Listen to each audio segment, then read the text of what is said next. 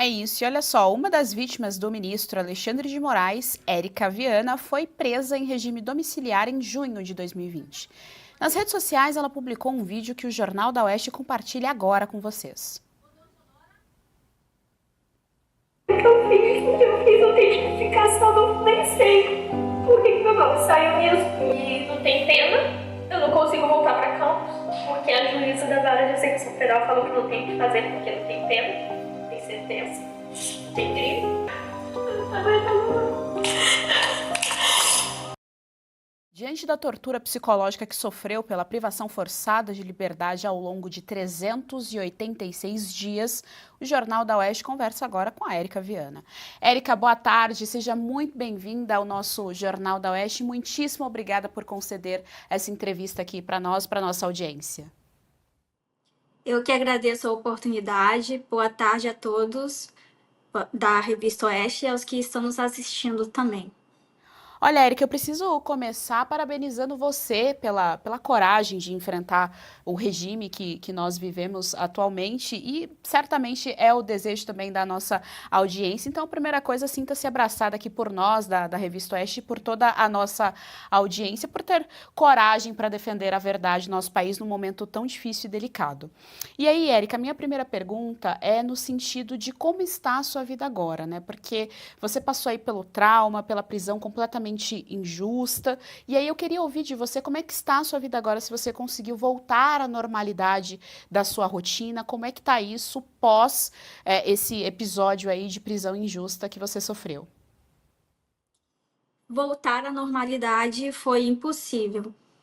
Eu tenho uma playlist no meu canal do YouTube chamada Prisão Política e um dos vídeos que eu compartilhei foi o do travamento do maxilar enquanto eu estava na prisão domiciliar em Brasília. Eu tive vários estágios de prisão. Eu fiquei presa na Polícia Federal, depois eu fui para a Colmeia, depois para a prisão domiciliar em Brasília, sendo impedida de voltar para minha cidade, que é Campos dos Goytacazes, no interior do estado do Rio de Janeiro. E depois eu tive a tornozeleira eletrônica aqui em Campos. E a tornozeleira eletrônica, eu não podia andar pela rua. Eu era limitada ao portão. E durante um bom tempo eu tive muitas dificuldades de mobilidade, porque eu só ia até o portão da casa e voltava. Eu voltei, quando eu fui solta, eu tive que enfrentar deficiência de vitamina D, tive que enfrentar a depressão. Eu hoje sou readaptada no meu trabalho. Todo ano eu passo por perícia médica, eu faço acompanhamento psiquiátrico, psicológico. E o Estado causou isso e tudo sai do meu bolso. Érica, uma pergunta que surgiu aqui na nossa audiência, e de repente você consegue esclarecer aqui para a gente como é que funciona esses pormenores da prisão domiciliar, é se você ainda usa a tornozeleira eletrônica. Não. O inquérito dos atos antidemocráticos no qual eu fui presa foi o primeiro de todos, o 4828. Eu fui presa no dia 16 de junho de 2020. Este inquérito foi arquivado mais precisamente em junho de 2021. E eu fui solta no dia 7 de julho de 2021. Eu comecei a luta, né, pela reparação, porque eu aprendi, por causa da prisão, que você só pode pedir a reparação depois que o inquérito é arquivado. Então, a partir do momento que foi arquivado, eu comecei a minha luta, a minha saga na Defensoria Pública, as humilhações, Defensoria Pública da União, Ministério de Direitos Humanos, protocolei denúncia, procurei a Secretaria Municipal de Direitos Humanos também, procurei advogados, só que todos deram a causa como perdida por se tratar de um abuso de autoridade de um ministro do STF. Doutora Kátia Magalhães, nós estamos aqui com a Érica Viana, uma das presas políticas, e a última frase dela é extremamente impactante, né? Abuso de autoridade da Suprema Corte que intimida as outras instâncias da nossa justiça e faz aí esses absurdos de abuso de autoridade dentro do nosso país. A última frase da Érica demonstra que ministros do Supremo Tribunal Federal se colocaram e a sociedade inteira aceita que eles tenham se colocado acima da lei de abuso de autoridade. Vejam que absurdo, a Érica não tem foro privilegiado e ainda assim foi incluída no inquérito de milícias digitais. Que diabo é isso, milícias digitais? Qualquer inquérito decente, normal, tem que ter objeto, tem que ter prazo definido. O juiz, condutor das investigações, tem que ter jurisdição sobre as pessoas, portanto, a Érica não poderia ter sido investigada, muito menos presa por um ministro do Supremo Tribunal Federal. É uma situação, sim, abusiva, deprimente. Se você me permitir, Geis, eu gostaria de formular algumas perguntas um pouquinho mais técnicas, mais detalhadas à Érica. Antes de mais nada, prestar toda a minha solidariedade, Érica, a você e a todas as pessoas que ainda se encontram no cárcere, sujeitas a essas prisões políticas hediondas, criminosas por parte de pessoas que traem os seus deveres de toga. Eu queria saber de você, Érica, por favor, se você não se importar em comentar, compartilhar com a gente, em que circunstâncias exatamente você foi presa, mediante quais alegações, e eu gostaria de saber se logo após a sua prisão você foi levada a alguma audiência de custódia, se você teve algum advogado, se você conseguiu na época um advogado, uma defensoria, ou um defensor dativo, se alguém te falou em um defensor dativo, como foi isso? Assim, por favor, Érica. Então, no ano de 2020, o Rodrigo Maia era o presidente da Câmara, nós estávamos no meio da pandemia também, e em Brasília aconteceram uma série de eventos, de manifestações pró-Bolsonaro, até porque havia uma articulação do Rodrigo Maia tentando o impeachment do presidente Bolsonaro. E eu fui participar dessas manifestações através do Grupo 300 do Brasil. Haviam outros acampamentos em Brasília também. E, na época, começou o inquérito dos atos antidemocráticos e começaram a acontecer as primeiras buscas e apreensões. E nós começamos a protestar contra esse inquérito. Até que no dia 15 de junho, no dia 13 de junho de 2020, foram desmontados os acampamentos. Aí a gente tem aquela clássica cena daquela senhora ajoelhada e a polícia militar tocando spray de pimenta nas pessoas que estavam acampadas. E no dia 15 de junho foi presa a líder do grupo dos 300 e no dia 16 de junho eu.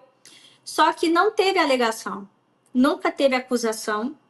E para você ter noção de como é tudo tão estapafúrdio, eu fiz questão de me inscrever no fórum da minha cidade no ano passado, ano retrasado, e no ano passado eu fui convocada para ser do tribunal de júri, porque no sistema o meu processo foi físico.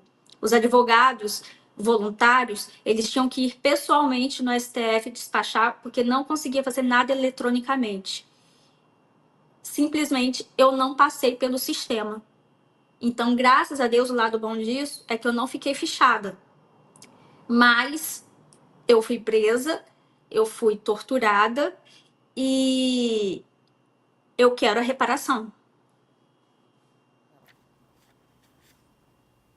Érica, só explica pra gente uma coisa aqui que também é bastante burocrática. A nossa audiência está confundindo o seu inquérito com o inquérito do 8 de janeiro. São inquéritos distintos. O seu é aquele logo primeiro ali, com aquele 300, que até a Sarah Winter participava, não é isso? Explica pra gente, por favor. Sim, o meu inquérito é o 4828, o primeiro inquérito dos atos antidemocráticos.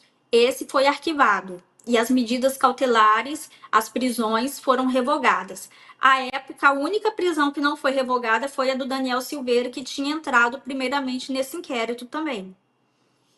Depois do vídeo que ele fez, né, falando, né, que trocaria socos com o ministro. E esse inquérito foi o primeiro. Foi da época dos 300 do Brasil. E antes deste inquérito, já tinha começado das fake news, em 2019.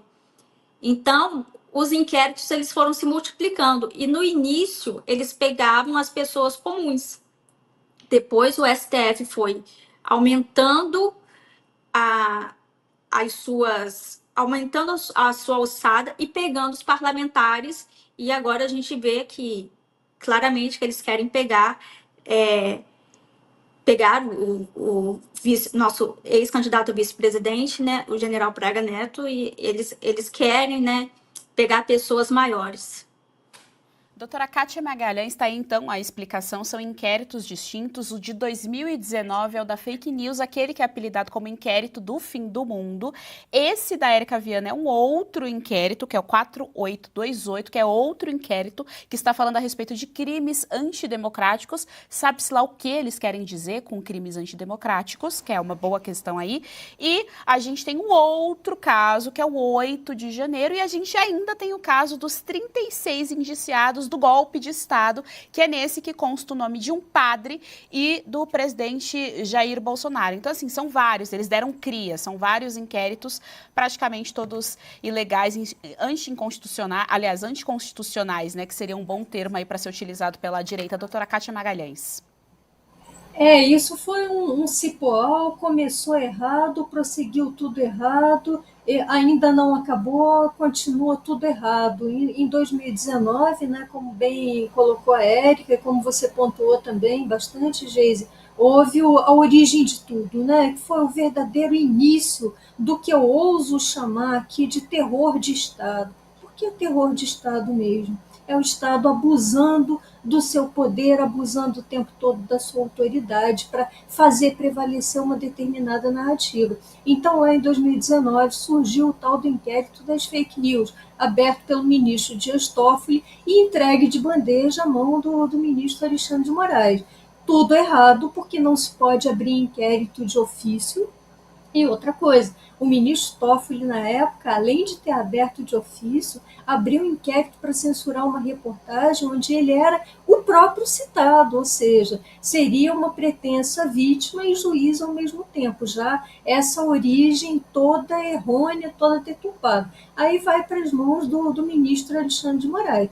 E lá nas mãos de Moraes, ele, uma figura bastante criativa, entre aspas, né, que foi até a expressão que ele mandou usar em relação à revista Oeste, use a criatividade. A partir desse inquérito das fake news, ele começa a criar um cipoal de inquéritos. Aí vieram os inquéritos dos atos antidemocráticos, onde a Érica esteve inserida, salvo engano, outras pessoas também foram presas, como, por exemplo, o jornalista Oswaldo Eustáquio, me corrija, Érica, por favor, se eu estiver errada, também preso nesse tal inquérito dos atos antidemocráticos. Por sua vez, esses inquéritos dos atos antidemocráticos geraram o tal inquérito das milícias digitais, onde Alexandre de Moraes também começou a se arrogar a investigar plataformas digitais, começou a investigar o Telegram, suspendeu o Telegram do ar por um dia, até que o Telegram retirasse perfis considerados por Alexandre de Moraes como